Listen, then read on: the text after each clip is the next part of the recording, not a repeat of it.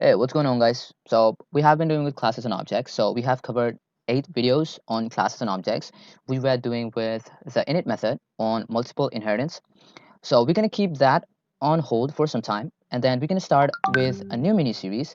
So this series would have a few simple beginner friendly projects which would enable you to use whatever you have learned from these 50 videos which I have posted on YouTube. So all those apply all those concepts in these few projects which we will be building in this mini series. So starting off, we're going to be building a simple calculator which we have already built in, I guess, in the first few videos. So in this video, we're going to be just starting off, and we're going to be just seeing how we would make our calculator, just the basic functionality that it would have. And then we're going to be building this without GUI, so we won't have any graphical user interface, just console based. And then we're going to be using functions, loops, and various stuff what we have learned up until now. So this is going to be a fairly interesting journey. So without any further ado, let's get this video started. Since we're going to be using functions which we haven't used in our first calculator, so first let's build a function which would hold all the operations, and then it's going to get this operator parameter. And then what we want to do, all right, if operator equals this plus, so here we also want to pass two more um, two more parameters. So let's call it a and then b, so that we know which number we need to add. So this a would be the first number, this b would be the second one, and this would be the operator. If operator equals plus, we're going to do this result. Let's return result, or let's simply add onto those two, a plus b. Let's copy this, let's paste it here, and let's call it a if. If this is minus, it's going to return a minus b.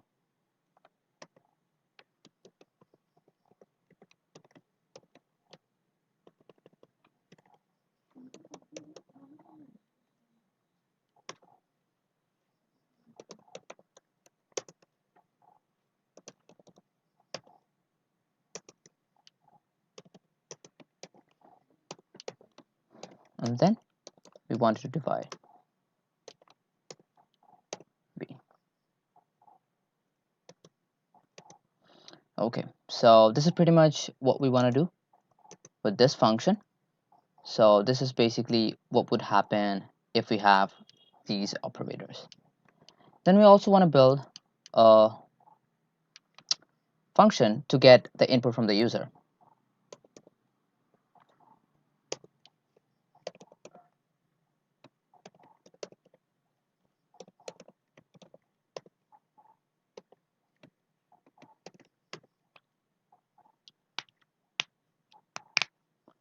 Then here we would have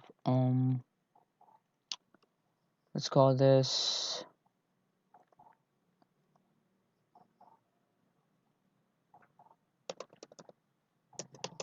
user equals input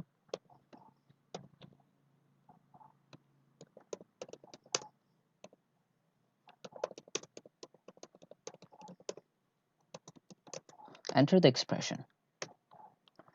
So once the user enters the expression, what we want to do, we want to split that expression and then get a, b, and operator from that expression.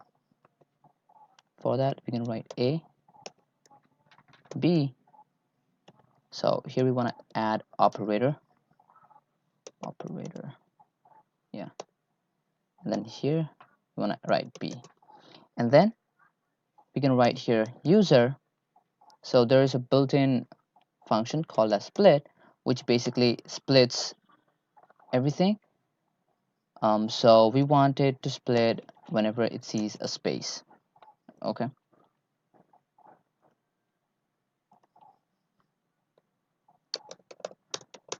A space. in between. All right, so we want the user to know that he needs to add in spaces so that we can keep track of what's happening.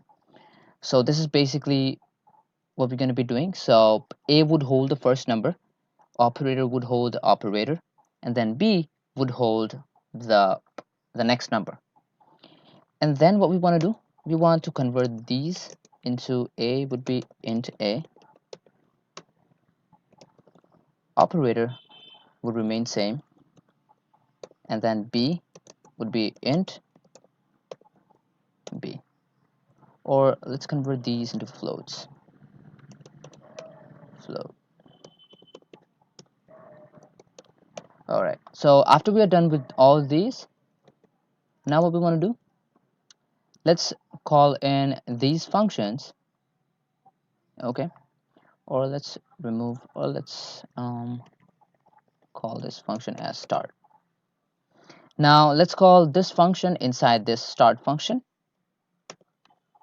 So operations,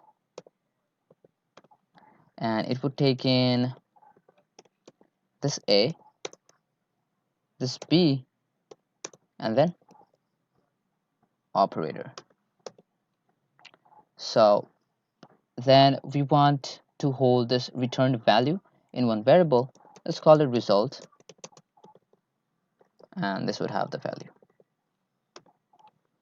and this would return again, return result.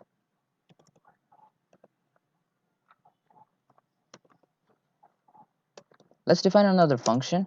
Let's call it display to user. This function would have this start, and this start would get sent to this variable output. Let's call it output, and then we're going to print saying this is your result output. So these are the basic functions. Now let's quickly run our calculator. So we're going to write display. So yeah, we need to add in a few arguments here, I guess. No, I think it's all right. Yeah, so now let's run and let's see what happens.